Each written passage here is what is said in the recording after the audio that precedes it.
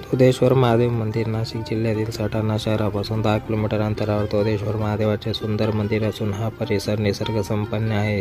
धोदेश्वर महादेव मंदिर हे डोंगर रांगेत गर्द वनराईत लपलेले असून आख्यायिकेनुसार पांडव ज्यावेळी अज्ञातवासात होते त्यावेळी त्यांनी या शिवलिंगाची स्थापना केली असे सांगितले जाते।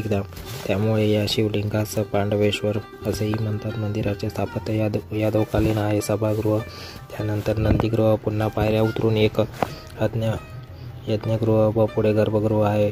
गर्भगृहात अंधार असून शिवलिंग पंचमुखी आहे। मुख्य मंदिराच्या वर आणखी एक शिवालय आहे, त्याच मंदिराच्या मागून मार्ग आहे।